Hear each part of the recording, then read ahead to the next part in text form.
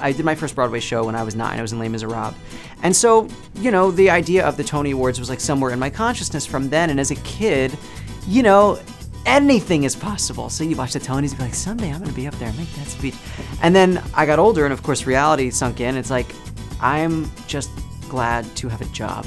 I am just glad to be able to pay my rent. It is so difficult. It's just so endlessly hard to, you know, to get by and to find jobs and to find good jobs. I mean, you know, finding a good job is like, is a needle in a haystack, you know? So the idea of a Tony Award was like, you know, that went from a dream that might one day happen to an absolute out-and-out fantasy pipe dream that only happens to Audra McDonald. And so, you know, I just sort of had written it off as that's never gonna happen. I'm just glad to be in a show that people like. I mean, that's really, you know, at this point, the thing that I was most excited about and most grateful for.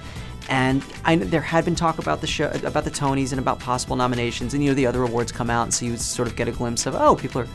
But I had just sort of mourned the loss that this wasn't going to happen over the you know, the day or two before, and I had sort of emotionally prepared myself. I'd rather be ahead of it, you know, than behind it. And then I couldn't sleep the night before. Just, you know, I had all these crazy dreams. And then my fiance Kelly Barrett, you know, her alarm went off at 8:20. She said, "Do you want to get up and watch it?" And I said, "Well, I can't sleep. We might as well." And, you know, we watched them, and of course my category was second to last.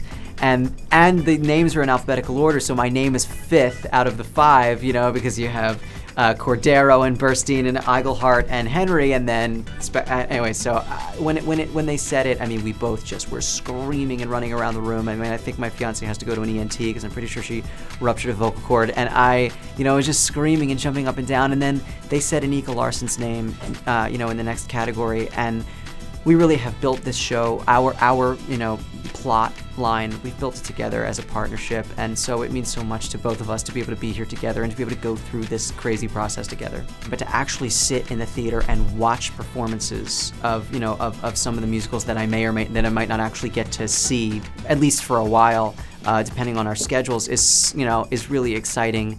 You know, to be around these guys. I mean, not just all the nominees, but like my particular category is just chock full of these cool, talented, amazing guys. So to be able to like spend a little bit of time with them, you know, with the Josh Henrys of the world, and, you know, and to laugh and smile with him, and, you know, and to sit there with my fiance and say, wow, we're in Radio City and watching, you know, the Tony Awards. We're actually at the Tony Awards.